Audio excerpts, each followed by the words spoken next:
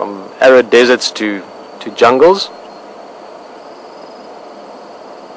So leopard are still fairly widespread, but seeing them being able to do what we're doing at this moment is something that's not common anymore.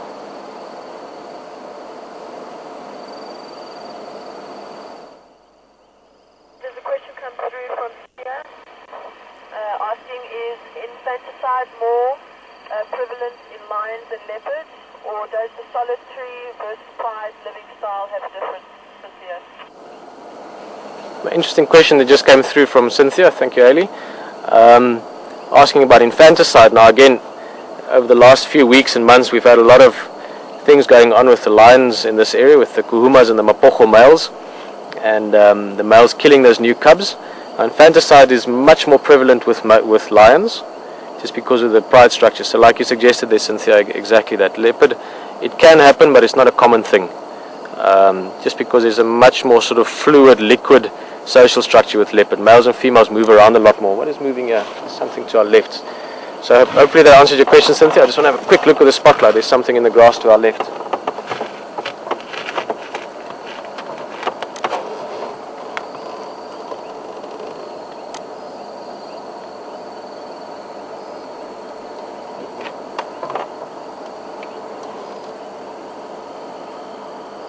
Actually not sure. Oh, it's moving.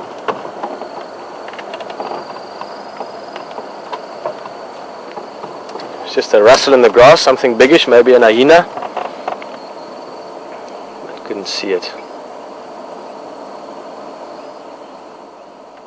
There's another question come through from Sharon, asking, you see that you saw Karula around recently.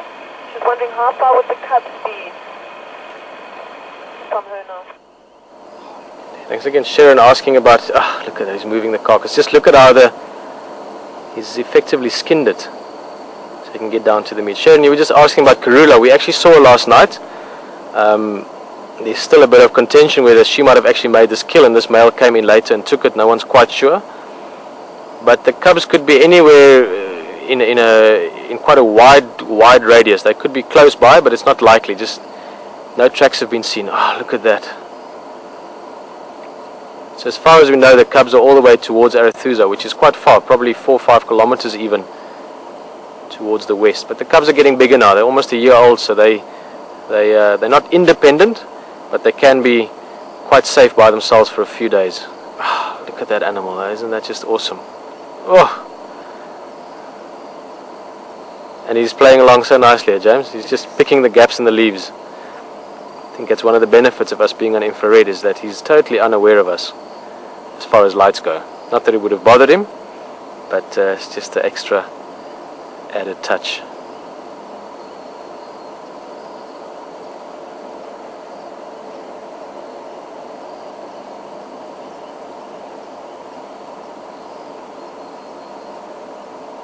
Look at that tail again. Very, very important balancing tool for him.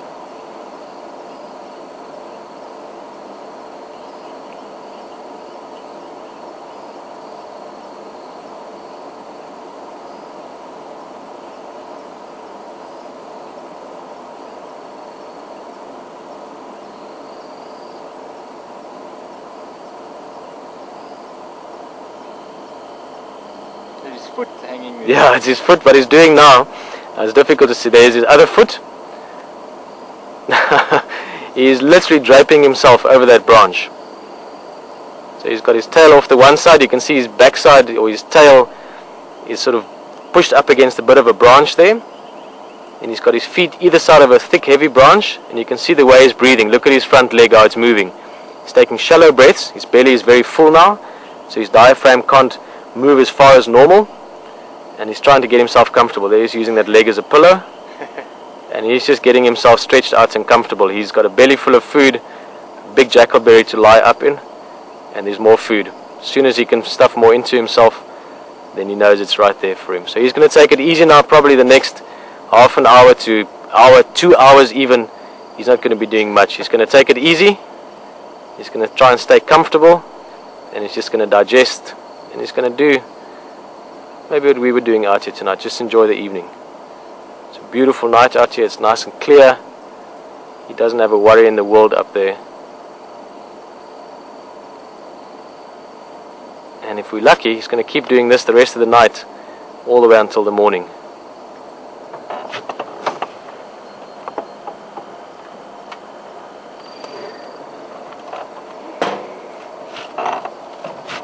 So I think we're going to say goodnight. It really has been an awesome surprise. Let's just try and get our lighting here.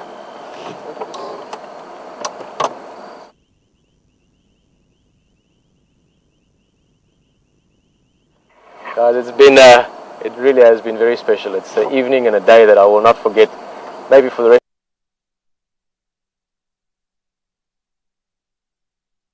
rest of my life.